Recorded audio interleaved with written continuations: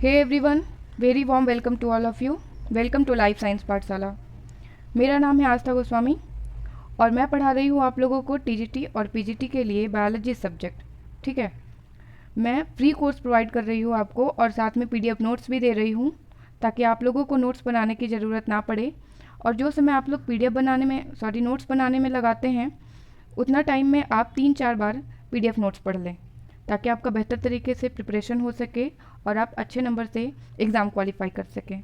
ठीक है, तो अपने पहले वाले वीडियो में मैंने वायरस का पार्ट 1 पढ़ा दिया है।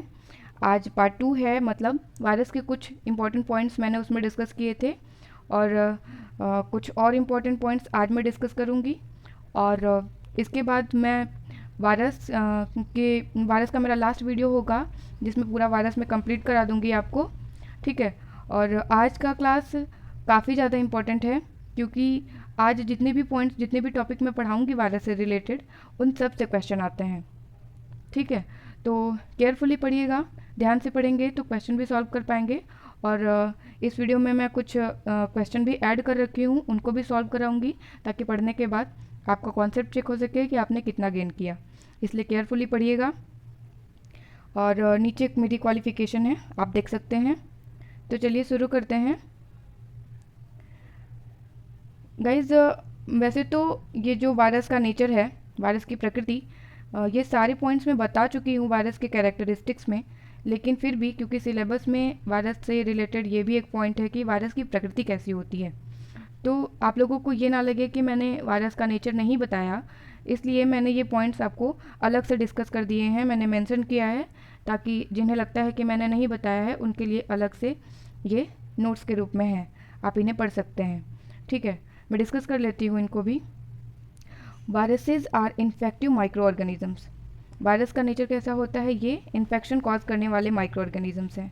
ठीक है, very small in size. Virus की साइज़ कैसी होती है, बहुत ही छोटी होती है, ये काफ़ी स्मॉल होते हैं साइज़ में। 200 एंगस्ट्रॉम मतलब 20 नैनोमीटर से लेकर के 350 नैनोमीटर तक इनकी साइज हो सकती है। ठीक है, फिर है कैन बी क्रिस्टलाइज्ड। वायरस को क्रिस्टल के फॉर्म में रखा जा सकता है। ठीक है, वायरस क्रिस्टलाइज हो सकता है एंड दस बिहेव लाइक केमिकल्स। और जब ये क्रिस्टल के फॉर्म में होता है तब ये केमिकल की तरह बिहेव कर सकता है। ठीक, फिर है सिंपल स्ट्रक्चर। वायरस जो होता है इसका स्ट्रक्चर जो है सिंपल होता है, मतलब वायरस किससे बना होता है, न्यूक्लिक एसिड और प्रोटीन से मिलकर के बना होता है। No independent metabolism. अब इसका क्या मतलब है, वायरस जो होता है ये इंडिपेंडेंटली मेटाबॉलिज्म नहीं कर सकता। मतलब मेटाबॉलिज्म करने के लिए, मतलब खुद को रिप्रोड्यूस करने के लिए, अपने जेनेटिक मटेरियल को रिप्रोड्यूस करने के लिए, अपना नंबर बढ़ाने के लिए, वो सारी प्रोसेस करने के लिए इसको एक होस्ट की ज़रूरत पड़ती है।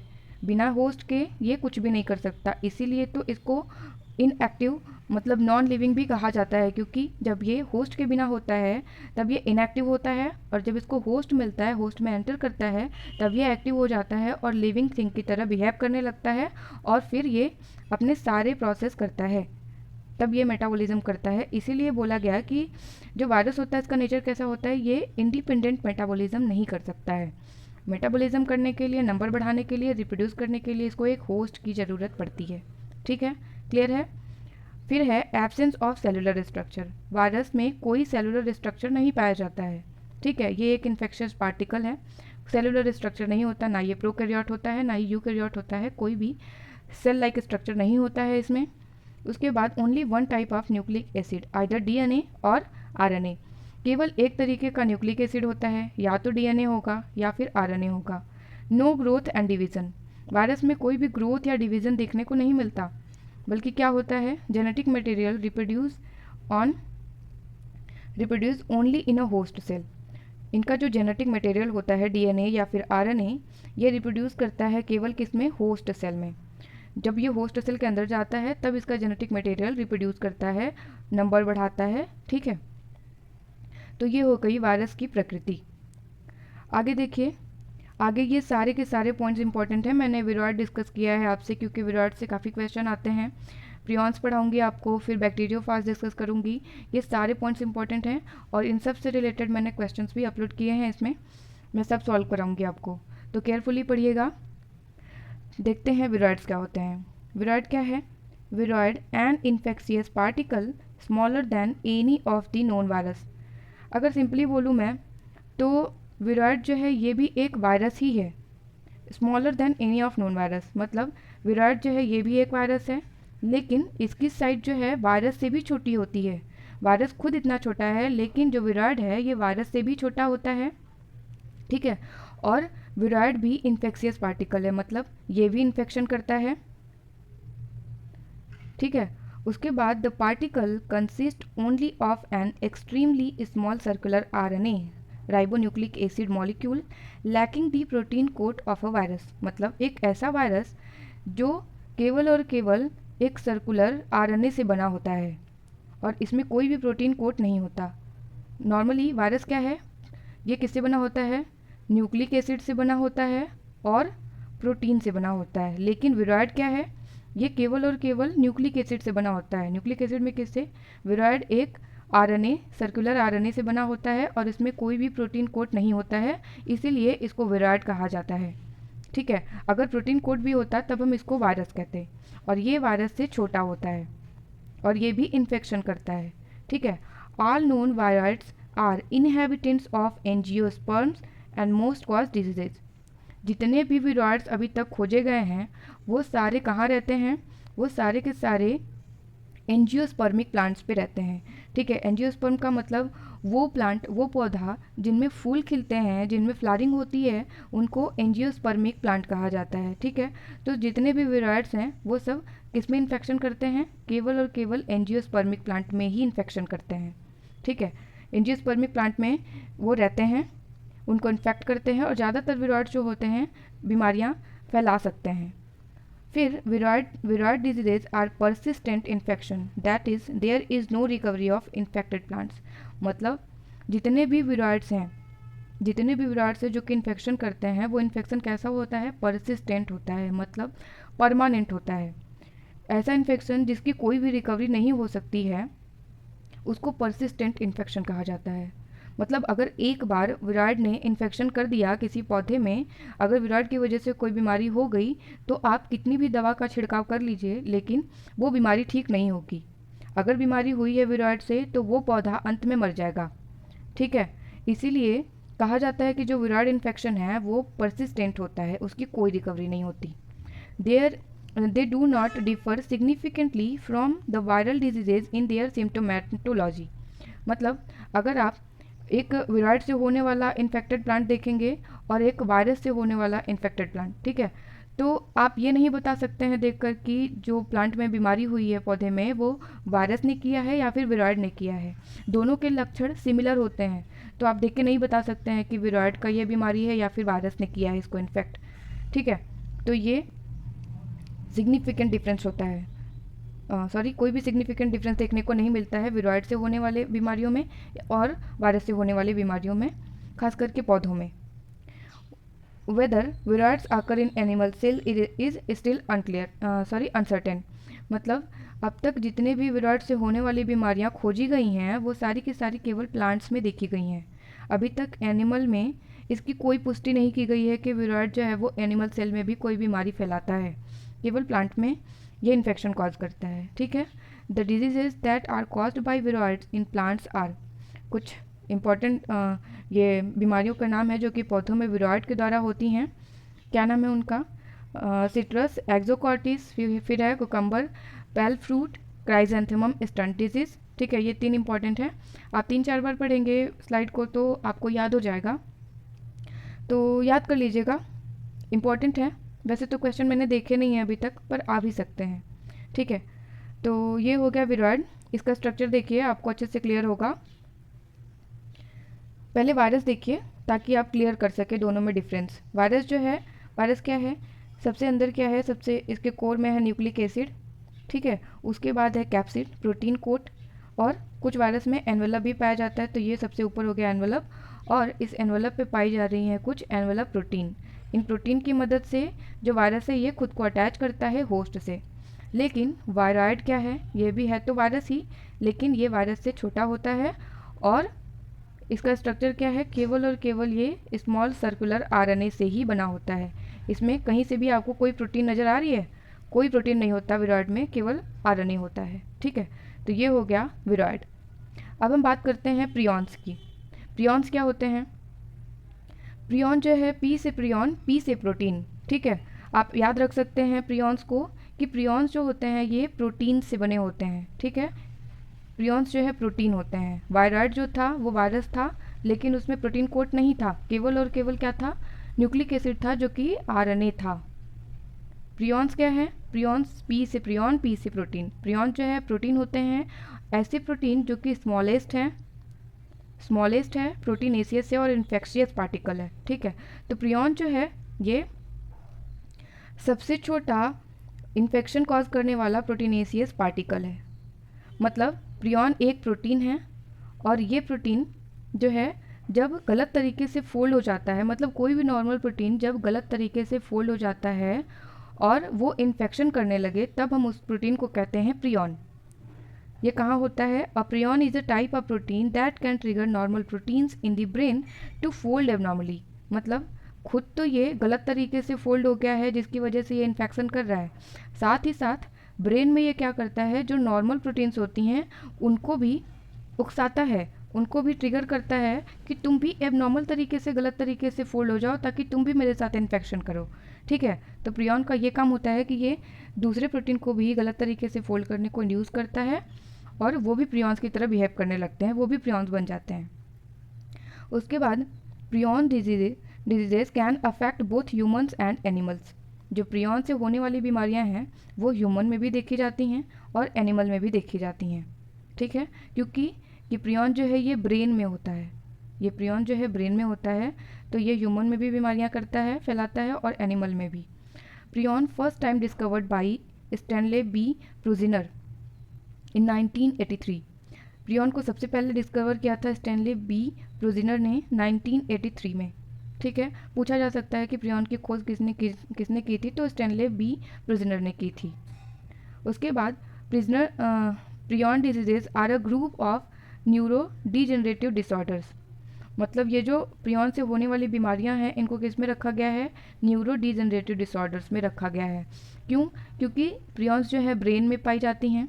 ठीक है, और ब्रेन में ही ये डिजीज़ कॉज करती हैं, इसीलिए इनको न्यूरो डीजेनरेटिव डिसऑर्डर के ग्रुप में रखा जाता है, प्रियॉन से होने वाली बीमारियों को। अब एग्जाम्पल क्या क्या है, कौन कौन सी बीमारियां प्रियॉन्स की वजह से होती हैं? बोवाइन स्पंजीफॉर्म इंसेफेलोपैथी, इसको काऊ मैट डिजीज़ भी कहा जाता है। ये पूछा जा सकता है आपसे कि काऊ मैट डिजीज़ किसकी वजह से होता है? प्रियॉन से होता है, वायरस से होता है, बैक्टीरियोफाज से होता है, वायरॉइड से होता है। ठीक है, तो या फिर बोवाइन स्पंजीफॉर्म इंसेफेलोपैथी बोलेगा, लेकिन कॉमनली काऊ मैट डिजीज़ बोला जाता है। तो काऊ मैट डिजीज़ प्रियॉन कॉज करता है। उसके बाद है क्रुड्सफेल्ड जैकॉब डिजीज़, CJD शॉर्ट में बोला जाता है इसको। फिर है फेटल फैमिलियल इंसोम्निया और एल्जाइमर्स डिजीज़। एल्जाइमर डिजीज़ काफ़ी फेमस है, आपने नाम सुना होगा इसका।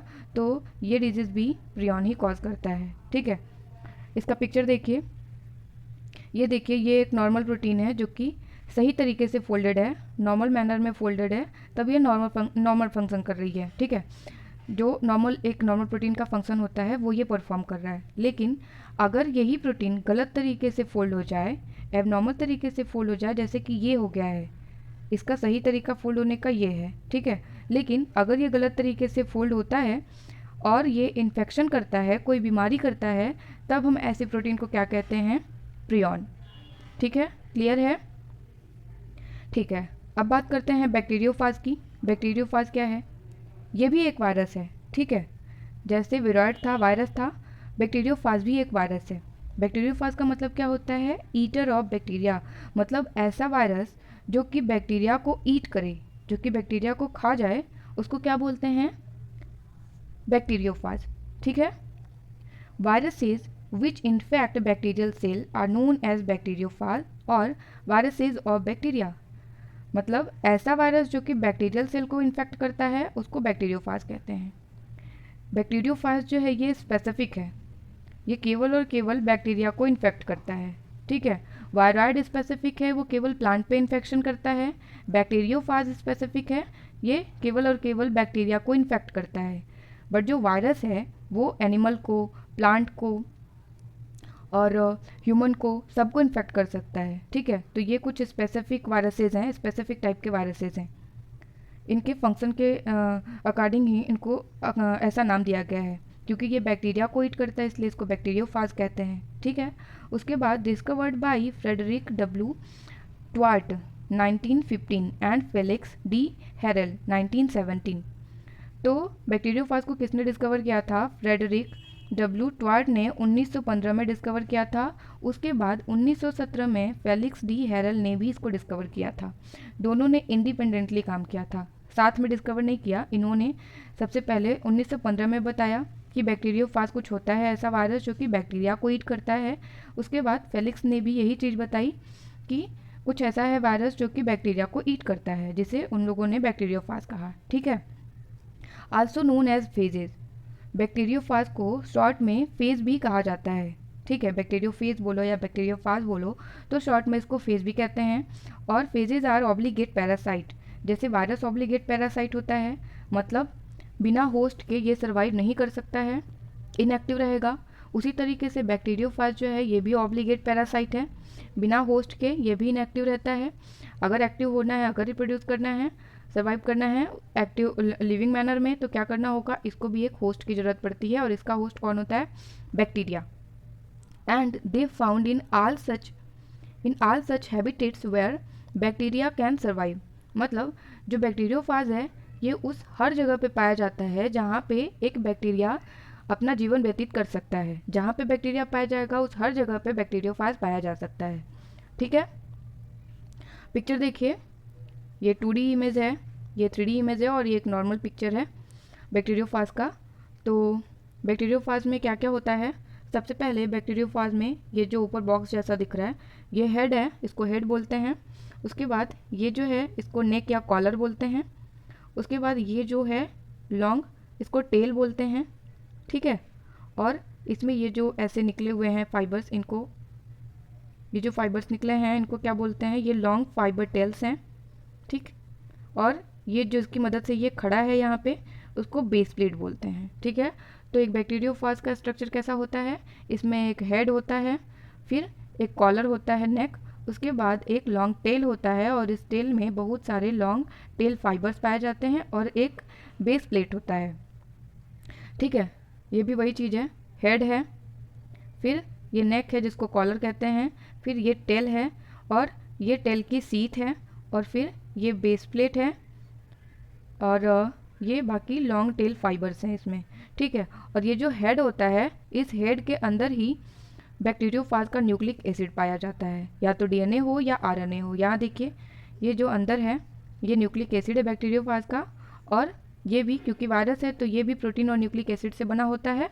तो अंदर है न्यूक्लिक एसिड इस हेड के अंदर, और ऊपर से जो कवरिंग है ये प्रोटीन की कवरिंग है। ठीक है, ये भी प्रोटीन की कवरिंग है, ये ब्लैक कलर से देखिए ये प्रोटीन की कवरिंग है इस पर, और ऊपर ये हेड में भी प्रोटीन की कवरिंग है, और अंदर है न्यूक्लिक एसिड। ठीक है, क्लियर है बैक्टीरियोफाज? न्यूक्लिक एसिड की बात करें अगर कि बैक्टीरियोफाज में कैसा न्यूक्लिक एसिड होता है, तो या तो डीएनए या फिर आरएनए हो सकता है, जो कि सिंगल या डबल स्ट्रैंडेड हो सकता है। ठीक है, दोनों में से केवल एक ही होगा क्योंकि वायरस है। और अगर हम इसके टाइप की बात करें तो इसको दो ग्रुप में क्लासीफाई किया गया है।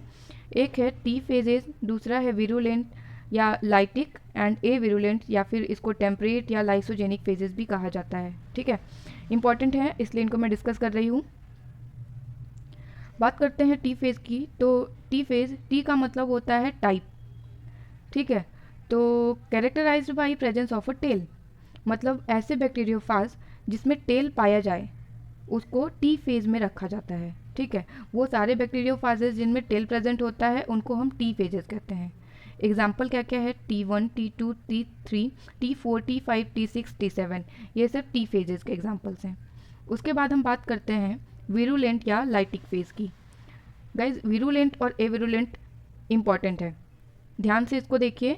Those viruses which always multiply when they enter the host cell are called virulent phages. They always kill their host. जो विरुलेंट होता है, विरुलेंट का मतलब ऐसा वायरस जो कि क्या करे, अपने होस्ट को किल कर दे, वो विरुलेंट होता है। ठीक है, और लाइटिक का मतलब क्या होता है कि ऐसा वायरस या वो बैक्टीरियोफाज जो कि अपने बैक्टीरिया को, अपने होस्ट को जिसमें ये एंटर कर रहा है, उस बैक्टीरिया को ही ये तोड़ देता है। ठीक है, तो ऐसे बैक्टीरियोफाज को हम लाइटिक फाज कहते हैं। ठीक है, और विरुलेंट क्यों कहते हैं इसको? क्योंकि ये अपने होस्ट को किल कर देता है, इसलिए ये विरुलेंट नेचर का होता है। और ये वायरसेस जो हैं ये क्या करते हैं? Always multiply when they enter the host cell.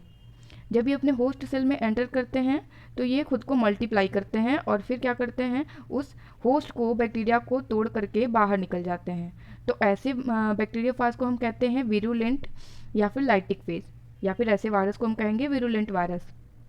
ठीक है, एग्जाम्पल क्या है इसका?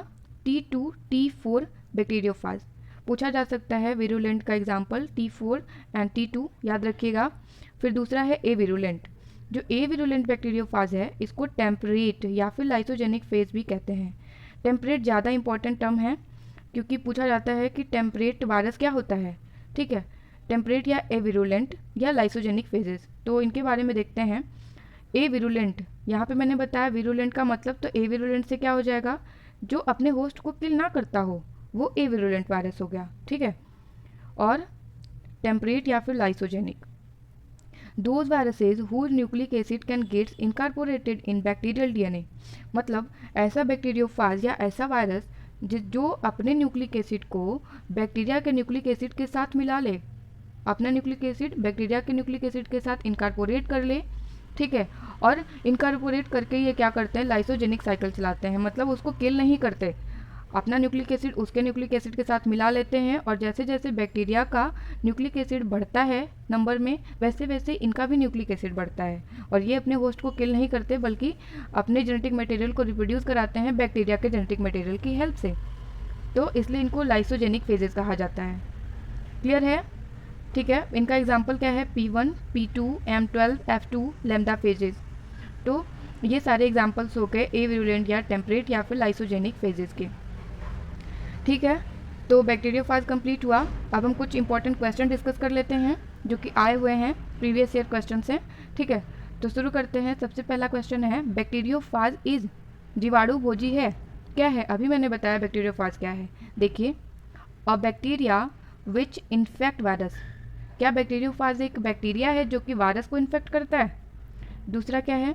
A virus which infect bacteria. क्या ये एक वायरस है जो कि इन्फेक्ट करता है बैक्टीरिया को? तीसरा है a bacteria which infect algae. मतलब क्या ये एक बैक्टीरिया है जो कि एक एल्गी को इन्फेक्ट करता है? फिर है इसमें से कोई नहीं। तो आप बताइए बैक्टीरियोफाज क्या है? बैक्टीरियोफाज एक वायरस है। ठीक है, bacteriophage is a virus which infect bacteria. अभी मैंने बताया कि ये एक वायरस है जो कि बैक्टीरिया को ईट करता है, इसीलिए इसको बैक्टीरियोफाज कहते हैं। क्लियर है? तो राइट आंसर क्या हो जाएगा? बी। ओके,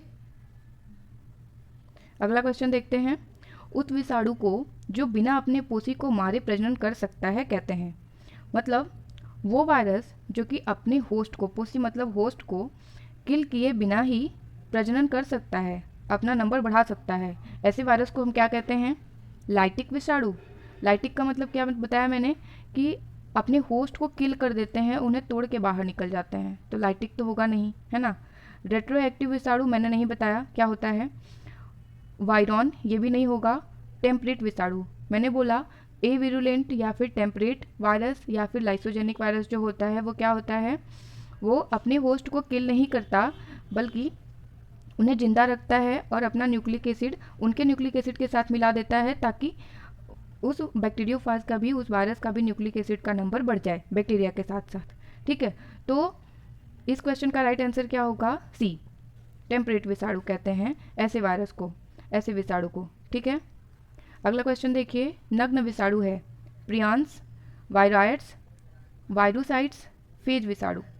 नग्न विषाणु का मतलब जैसे विषाणु क्या है, वायरस क्या है, ये न्यूक्लिक एसिड और साथ में प्रोटीन से मिलकर के बना होता है। ठीक है, तो अगर नग्न विषाणु कह रहे हैं तो इसका मतलब क्या होगा कि ये जो अंदर है न्यूक्लिक एसिड, इसके ऊपर प्रोटीन का प्रोटेक्शन नहीं होगा, तभी तो इसको नग्न विषाणु कह रहे हैं। ठीक है, तो ऐसा कौन सा वायरस है जिसमें प्रोटीन नहीं होता है ऊपर, केवल और केवल न्यूक्लिक एसिड होता है? क्या प्रियॉन्स है? प्रियॉन्स तो पी से प्रियॉन, प्री से प्रोटीन, प्रियॉन्स तो प्रोटीन होते हैं। ठीक है, ये नहीं होगा। वायरॉइड्स, यस, वायरॉइड होता है, क्योंकि वायरॉइड ही है जो कि आरएनए से बना होता है और इसमें कोई भी प्रोटीन नहीं होता है। तो नग्न विषाणु क्या हो जाएगा? वायरॉइड है। वायरोसाइड नहीं होगा, फेज विषाणु नहीं होगा, ठीक है। राइट आंसर क्या हो जाएगा? बी, वायरॉइड, जो कि एक नग्न विषाणु है, ठीक है। अगला क्वेश्चन देखिए, एक वायरस में पाया जाता है, क्या पाया जाता है? केवल डीएनए, केवल आरएनए, केवल प्रोटीन, प्रोटीन तथा न्यूक्लिक एसिड। वायरस में क्या पाया जाता है? क्या केवल डीएनए होता है, क्या केवल आरएनए होता है, या फिर क्या केवल प्रोटीन होता है? मैंने बताया कि वायरस न्यूक्लिक एसिड और प्रोटीन से मिलकर के बना होता है, ठीक है। तो क्या हो जाएगा राइट आंसर? न्यूक्लिक एसिड तथा प्रोटीन। एक वायरस में न्यूक्लिक एसिड और प्रोटीन पाया जाता है, ठीक है। Right answer D. अगला क्वेश्चन देखिए, सबसे सूक्ष्म प्रोटीन युक्त संक्रमण करने वाला कण कहलाता है, मतलब smallest proteinaceous infectious particle is known as. मैंने बताया ना, जो प्रोटीन है जो कि स्मॉलेस्ट है, प्रोटीनेसियस नेचर का है और इन्फेक्शन कॉज करता है, उसको क्या बोलते हैं? प्रियॉन्स, ठीक है। पी से प्रोटीन, पी से प्रियॉन्स, ठीक है। क्लियर है? राइट आंसर हो जाएगा प्रियॉन्स। वायरॉइड नहीं होगा, वायरस नहीं होगा, बैक्टीरियोफाज भी नहीं होगा। क्यों नहीं होगा ये आप जानते हैं, मैंने अभी पढ़ाया आपको। क्लियर है? राइट आंसर इसका होगा ए, ठीक है गाइज। अगले वीडियो में मैं आपको वायरस और उसके डिजीजेस कंट्रोल, इकोनॉमिक इंपॉर्टेंस, इसके बारे में बताऊंगी, ठीक है। जुड़े रहिए मेरे साथ लाइफ साइंस पाठशाला चैनल पे। Thank you.